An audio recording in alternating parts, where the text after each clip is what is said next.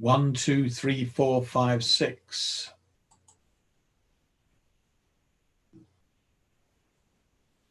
1, 2, 3, 4, 5, 6.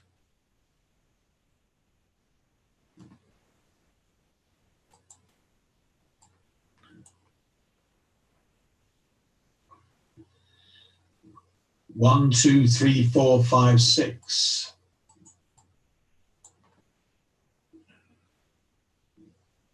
1, 2, 3, 4, 5, 6.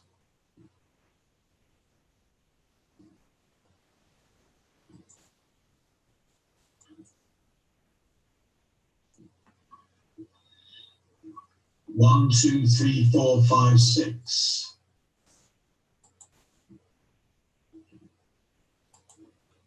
1, 2, 3.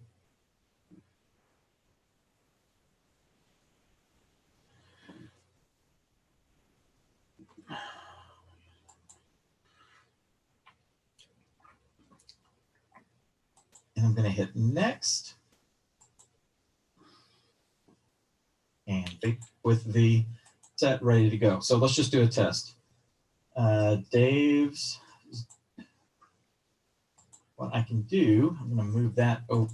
And look, here I am in Photoshop, changing things and teaching you how to do something in Photo. And that will stop everything. Now, some people may be asking, why would I want to live stream a meeting? Well, if you have a meeting between certain people, but you want to make it open to the world so they can watch how things are happening or things are discussed, that's a great way to do it. For example, at our church, we have a couple of Bible studies that we do during the week that we are now doing virtually, online only. These Bible studies have people that come regularly, but they're also open to other people in the church who may not know about it. So what we're doing is we are doing a Zoom meeting for the people that usually come to the Bible study, but we're streaming it to our private Facebook group so that people who haven't been coming can find out about it and participate through the live stream. That's just one example. A lot of people will use it to do group discussions or to do, say, an interview with 2 or 3 people and live stream it that way. It's very easy. You saw, it's very easy to set up. If you want to learn more,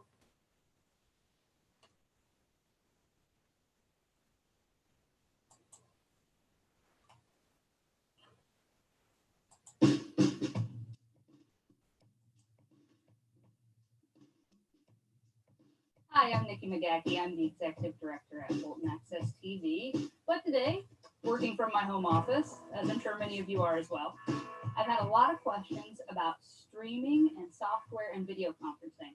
So I thought it might be useful to set up some video tutorials to help walk you guys through some of the solutions that we're using here at the station to help stream our government meetings. Today, the first thing we're going to do is install Open Broadcast Studios, OBS, which is a great free resource for streaming and switching video. So let's get into it. Now I'm using a Mac, so I'm going to be downloading the Mac OS version of OBS Studios.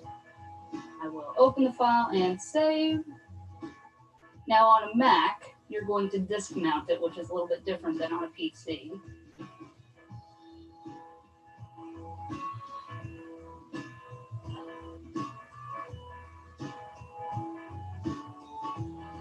So we will drag the icon for OBS over here to our applications folder. Again, in Windows, you would be going through the installer process. OBS doesn't take too terribly long to install itself. So I'm going to come down to my applications, scroll down, and there it is, OBS. Double click there. And we'll give it a few minutes to load up.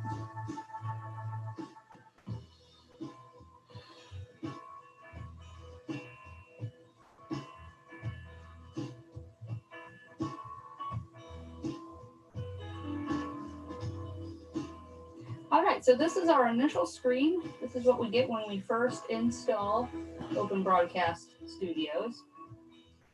Now, because I already had Open Broadcast software loaded onto my Mac, even though I uninstalled it, it does still remember some of my previous settings.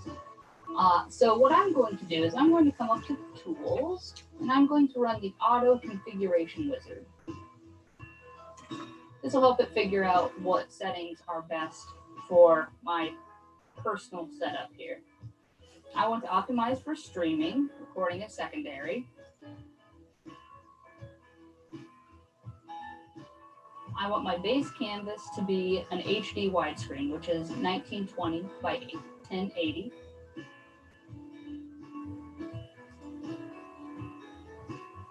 And I am going to change this down to 29.97.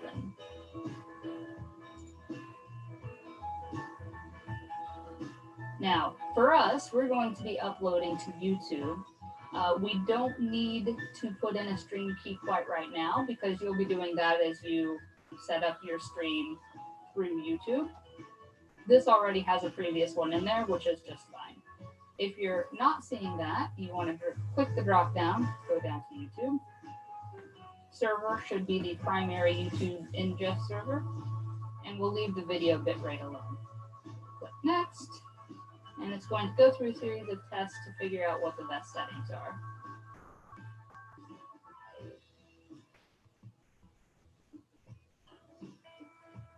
Oh, that looks interesting. Well, you can't really see what this says, but we'll go ahead and go apply settings. All right, so you've got Open Broadcast Studios installed now. You've got some base settings to start with. So now that you've successfully set up OBS, I'm going to walk through the way that we are going to stream our government meetings here at Bolton Access. There's a lot of different ways you could do it. Our town's going to be using Zoom video conferencing. And so what we're going to do is we're going to screen capture Zoom and stream that out to YouTube. I believe Zoom also has a feature where you can stream directly to YouTube. We're going to be doing it this way though, so that we can add in some of our station information and other graphics. So here I am with my base setting in OBS. Now the first thing you want to do is you're going to set up your scenes. For us, we're going to make 2 different scenes. I'm going to click this plus button, and I'm going to call my first scene intro. This will be the logo that's up before the meeting starts. I'm going to delete the scene that was already in there, just to clean things up. Now I'm going to make a second scene, and I'm going to name this one Meeting. Inside each scene are sources. So for the intro, we're going to keep this very simple. We're just going to use a static graphic of our logo. So I am going to click the plus button right down here in sources. I've made sure that I'm highlighted on intro and scenes. And I'm going to choose image. I want to create a new image. You can name it something different if you'd like. And here I'm going to browse for my file.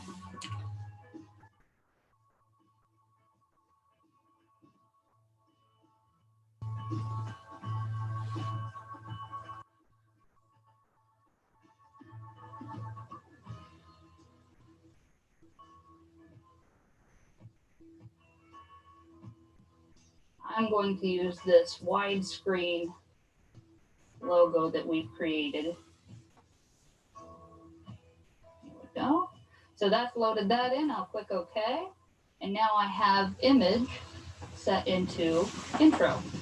Next, I'm going to go down to meeting, and I'm going to add my sources into meeting. Now, here's where it gets a little interesting.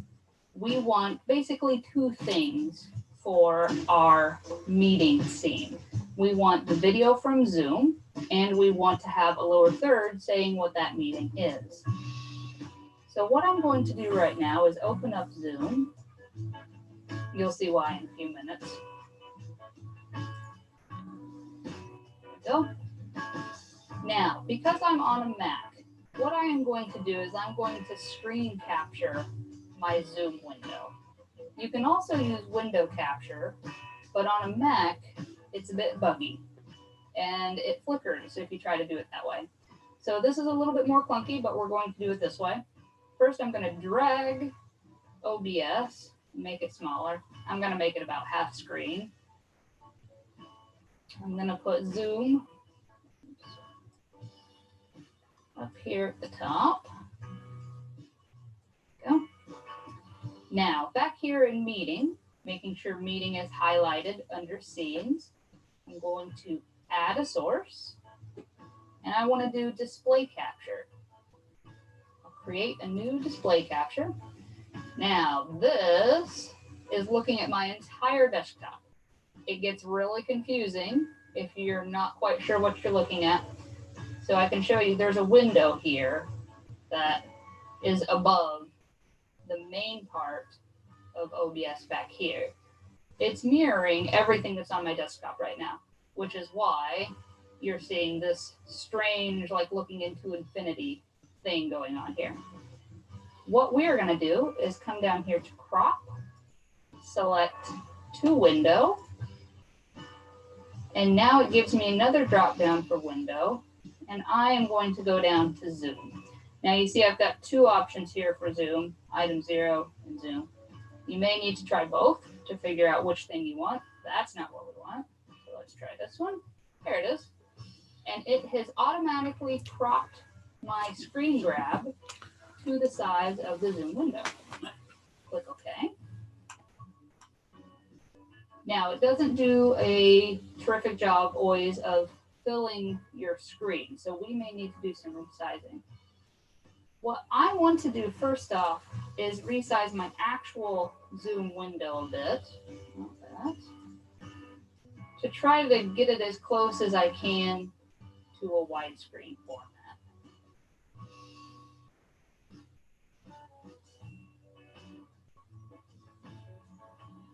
Now in OBS, you can click on the red box here, and you can shrink and resize your window. The black box is your whole screen output. You can also drag this around by clicking inside and doing that. I'm going to pop it up here. Now, I'm going to do some more resizing on my actual zoom window to see if I can get it to fill out a little better. Be careful, though, that you don't start going behind your other window, because it does not always see it correctly. I'm going to bring that up. That might be about the best I can get at the moment. I can also try resizing OBS a bit more so that I can bring this over. I'll see if I can bring that up. And that's not letting me move that up anymore. That's all right. This is pretty good. I'll expand that out to fill my gaps, and I'm just going to center it. When you actually start a meeting, it's going to look a bit different anyway. So we just want to do this to get it set up initially. All right, that looks pretty good. The next thing I want to do is I want to add a lower third down here to say what my meeting is. Now, I've already created a transparent image, and we're going to use that as our lower third. So I'll open up a Finder window. On a PC, you would open up a file window. And I am going to navigate to where I've saved that. Here it is. Conservation, March 23rd. That's our next meeting coming up. So we're going to drag and drop that right over to my window. Now you can see it's still seeing anything that's going on in this section of my screen, which is why it sees my Finder window right now. I'll exit out of that. There we go. And now I have a nice lower third here. I can click on this and move it around. The thing that you have selected is red. The other thing on your screen will be highlighted in blue. You can also click on them down here in your sources, sort of, except here's the empty office. You can't, the thing that you have selected is red. The other thing on your screen will be highlighted in blue. You can also click on them down here in your sources to move things around that way also. I think that looks pretty good. I may need to move it around more when the actual meeting starts, depending on how things shake out on screen. Okay, we're now connected into a Zoom meeting. So we're going to go through the process of how we would go about streaming this to YouTube. So you can see here, I have a meeting going. I'm conferencing with myself right now, back at the office, sort of, except here's the empty office. You can't see me because I don't have a webcam on this monitor, but I'm in this box here. You can see my name there. Over here, back in OBS, I'm going to click on meeting, and I am going to adjust my screen a bit. Now, one thing you'll probably need to do is double click on your display capture to bring open the settings page. And you may need to choose your Zoom window again. That's because every time you start a new meeting, it has a different meeting ID and it may not see the window appropriately. So there it is. You can see there's multiple options that I need to choose from. The first one is showing this. It's cropping to this page here, sort of the settings page of Zoom. The other one, I'm going to minimize that actually. The other one is looking for my video window.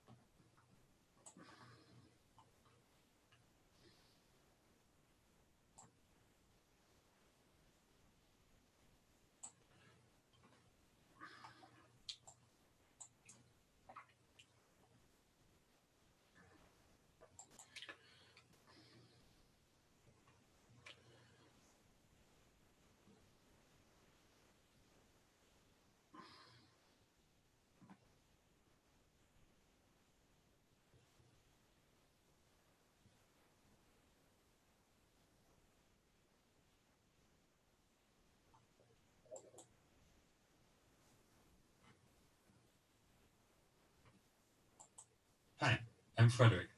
I'd like to show you how to use OBS Studio in a Zoom meeting using the plugin Virtual Cam. You can do this to add image overlays to your video, like these ones, or for example, your logo in the corner of the screen. First of all, you need to download and install OBS Studio, which you can find on obsproject.com. Currently, the integration of OBS in Zoom is only possible on Windows computers. So you need to have a Windows computer and need to install the Windows version of OBS. During the installation, OBS might ask you to install the Visual Studio runtimes. In this case, you need to install the 32 and 64-bit versions independently of you. Make sure that you have at least version 4.6 in Wizard. For now, press on recording because we need less settings to next. When starting for the first time, we have a black area where our video or images should be. To add some settings, browse to the image you want to add. It's good to have an image file with transparent background if you want to display just part of it and not a whole rectangle area. Press OK. And place the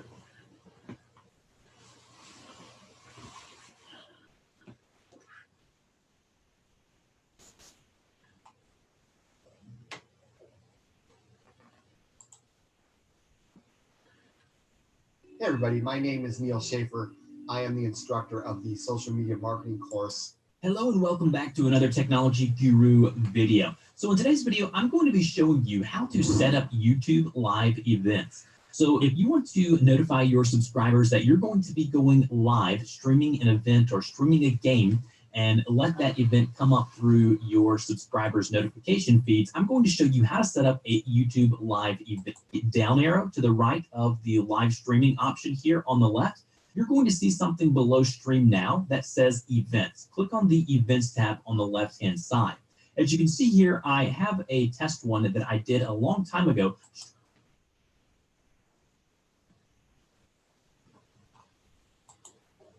What you want to do is navigate on over to your video manager from your channel page to where all of your videos are located. And then on the left-hand side, you're going to see your Creator Studio. Underneath live streaming, click the down arrow to the right of the live streaming option here on the left. You're going to see something below Stream Now that says Events. Click on the Events tab on the left-hand side. As you can see here, I have a test one that I did a long time ago, streaming the Apple iPhone 6s event live, where I was chatting with my viewers and things like that. Now, if you're going to want to create a new event, what you're going to want to do is go on up to where you see the addition symbol. It says New Live Event. So go ahead and click on the New Live Event button. Now, this page here is going to look very similar to when you upload a video. Now, there's a few differences, and I'm going to show you what you're going to want to do there. So obviously with the title, you're going to want to type in whatever the live event is going to be called. So go ahead and type in the title of the live event here. And then underneath that, you're going to see the time that the live stream is going to start. So you can select, say, tomorrow. I'm going to select Friday, August 12th at 10 a.m. So you can go here and select whatever time that you want to do. And then also, if you want to, you can add an end time by clicking that button there, and that will actually tell your viewers how long that specific stream is going to last. Under the description, basically, this is going to be the description underneath the live stream whenever you go live. So type in whatever you want in the description, and then underneath keywords here, obviously, type in relevant keywords that are related to the live stream that you're going to be presenting to your viewers when you go live that specific time. Now, there's two different types of live streaming. The custom is going to be like if you're using OBS and things like that. I have tutorials on how to stream using OBS on YouTube. If you want to know those, they'll be linked in this video as well in the description below. And then probably the simplest way to stream on YouTube is basically choosing the quick type right here that says it'll allow you to use the Google Hangouts on air. Basically, you're using Google's built-in platform, Google Hangouts. And from what I've gathered and tested, the ones that you're utilizing with OBS, the custom version, is going to allow you more, I guess you would say, more options to edit what you're wanting to do on your live stream and what it looks like. So I would definitely choose custom if you have OBS, which is a free piece of software. So I'm not sure why you wouldn't, but I would definitely select custom as opposed to quick. because you can have control over more of the live stream. Obviously, you're going to be able to choose between public, unlisted, and private. Works the same way as it does with videos. If it's public, anybody can view the live stream. If it's unlisted or private, a lot of times you have to send the links out for people to be able to go, and you can even make it password protected. Under advanced settings, you're going to see a bunch of different things. Underneath chat, you can enable live chat, or you can automatically block spam messages. I leave both of those checked because I like those. License and rights ownership, obviously, depending on what you're streaming, you may have to change that, but you need to talk to the company or whoever you're streaming to figure that out.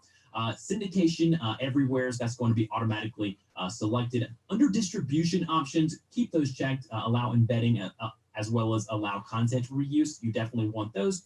And then obviously under promotions, you want to promote on your channel page when the event is live, 1 hour before the scheduled start time. So this is important. So as far as like when you want this to go out to your like a normal video or one under category, last thing I want to go over, planning ahead, right? So when they're viewing the live stream, you're going to be able to run ads on that specific blue button. You're looking for more YouTube content to help you.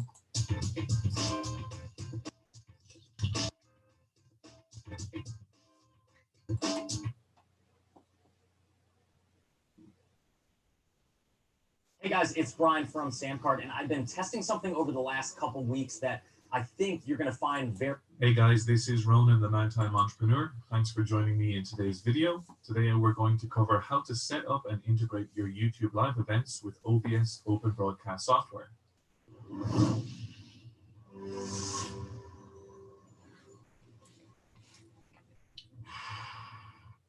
Okay, so as you know, you can live stream in the usual way to YouTube with OBS Open Broadcast software. Usually you would just go to your Creator Studio, go into the live streaming area and click on Stream Now. That's the page I'm on screen right now.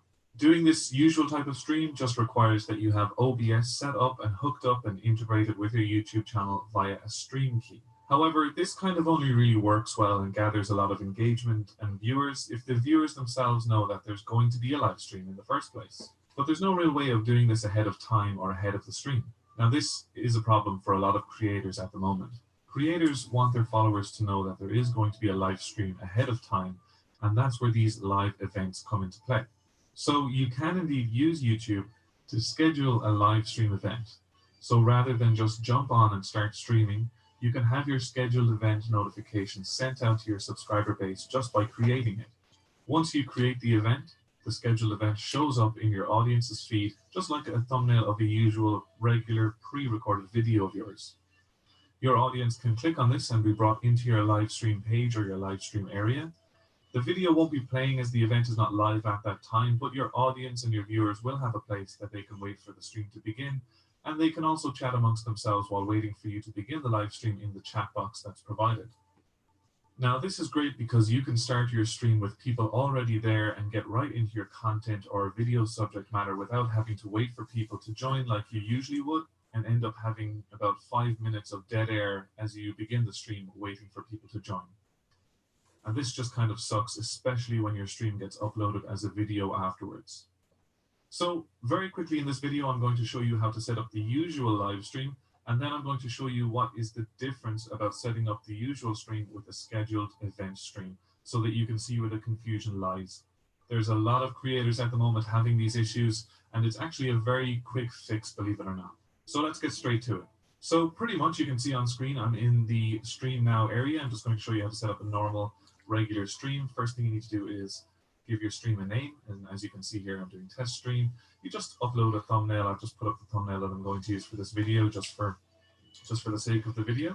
And when I scroll down to the bottom of the page, what you're going to see is a server URL and a stream name or a stream key.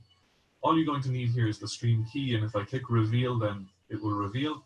I'm just going to have to blur it for the video. What you need to do is copy this stream key. You need to open up your OBS streaming software on screen, which is what I'm doing here. Go to File, Settings, wait for your settings to open up, go to the Stream tab, and just paste your stream key, right there. Press Apply, press OK, and as soon as you actually start streaming with your OBS software, if I can click start streaming, you'll notice the stream is about to begin and we go from offline to online, and all of your subscribers will get a notification and you'll show up in their subscription feed. So I'm going to stop the stream. That's pretty much how a regular stream is done. Once I click stop in OBS, this stream should finish up in just a few moments. Excellent. So that's the way someone would just usually set up a spontaneous live stream all of a sudden. Now, let's go and create a scheduled live stream and hook up the OBS software to it so that when your scheduled event begins, you go live automatically and your audience can be ready and waiting for you to begin. Just on a side note here, it is quite important to remember that if you schedule a live event, but then when the event is set to begin, you just start a live stream normally, like we just went through moments ago, i.e. not streaming into the event itself, but streaming into your channel as usual, it's going to be recognized by YouTube as a different video. So we'll be on a different link, and it can happen and has happened that your audience can be waiting for you inside of your scheduled event, but you're actually streaming on a different link completely. So please don't make that mistake. OBS streams into exactly where you tell it to stream, either a normal stream or a scheduled stream. So it's critical to remember this. So what I want to do is set up an event and show you how this works. So it says at the moment I don't have any upcoming events, so I'm going to schedule a new event. I'm just going to give it a quick title. So test event is fine. And I'm going to go with today at 11 p.m. Okay, you'll see I'm in Ireland GMT time because I am in fact in Ireland. You can modify and change your description box and all of your tags here. I just have some random tags here. Usually the type of stream or type of event will be set to quick, but you need to set it to custom. And also notice that there is an advanced settings and monetization tab. Over the monetization tab, it just asks you, do you want it to be monetized and how you want it to be monetized? And over in the advanced settings, you can set up your live chat, all that kind of stuff. Have a look through it. There might be some things that you want to do with it, like restrict it based on age and things like that. But when you are finished, just click Create Event. Another page will load and it'll give you the opportunity to set up a thumbnail. So I'm just going to set up a random thumbnail again. I'll just choose the one that I'm doing for this video if I could find it. Here it is. And pretty much it's going to ask you some questions about ingestion. So it's going to ask you, do you want to do a basic ingestion? Now you can read up on all this stuff if you want, or I'll make some other videos on it. But pretty much you just want to select what kind of bitrate you want. For this, I'm just going to go with 720. And then it's going to open up some more encoder questions and things like that. So this is actually where a lot of the confusion begins. So to get this right, when you're setting up your ingestion settings, you're going to see that YouTube is asking you to paste some information into your encoder, OBS in my case. This is where people are getting confused. YouTube asks you to paste the stream name into OBS, but OBS only has an area to post the stream key, as we saw earlier, and you'll see here on screen right now. But it's just a terminology issue. The stream name is the stream key. This is where everyone is getting confused at the moment. YouTube and OBS just name it differently. So copy and paste your stream name from YouTube live event page over to OBS, file, settings, stream, and paste the stream key in there. Click apply and click OK, and that's pretty much it. It's just a bit confusing because YouTube and OBS use different terminology and phrasing, but consider it the same thing. So now, if you haven't guessed already, you have to switch keys back and forth on OBS if you want to do both regular streams or scheduled event streams. But that's not too much of a big deal. Just grab the key from the Stream Now page for normal streams and grab the stream name from the events page in your Creator Studio in YouTube, and simply paste them into the stream key area in OBS. So click any save changes, make sure everything is saved, and finally, once your scheduled event is set up and linked to OBS, you'll be taken to the live control room. If you're not taken to the live control room, simply click on events again and bring yourself into the live control room. So you'll see here on screen that we're not currently receiving data from the encoder. We need to make sure that it's configured correctly, which it is. We just haven't actually started the stream. So click Start Streaming from OBS. This is going to start streaming the feed into YouTube, but it's not going to start the stream for your viewers. So you'll see here you have a preview, and you'll see under here you have a public view. So if I was to click play on this, I would see my actual stream. And if I was to click this, all I would come up with is a thumbnail to say you're live in X amount of hours and whatever time you're going to be live. And there's a button here for your subscribers to set a reminder to remind them when your stream does begin. And just another vital tip, you're going to want to keep the stream running in OBS until your event is over. So I'm happy enough that the stream status is good. It's not live yet or anything like that. And I can click on preview. So I'm ready to preview the stream. This is what the preview will look like. At the moment, I'm just capturing my own screen. And the public view will still say we're not live for X amount of hours. When you're ready to go, just click Start Streaming. Even when the live event kicks into play, if it was to start at something like 6 p.m. and you are slightly late, it will not go live. You do have to press the Start Streaming button. Okay guys, so that's pretty much everything. When your subscribers come to their subscription page on YouTube, you're going to see my little thumbnail is there for the test event. So guys, there's not much else for me to say on this video. Hopefully now you know how to link OBS to scheduled events on YouTube. As you know, I'm the Nighttime Entrepreneur here on YouTube. Please do subscribe to the channel. If you have any questions on this video or any other videos, do please ask them in the comment section. And I'll see you in the next video.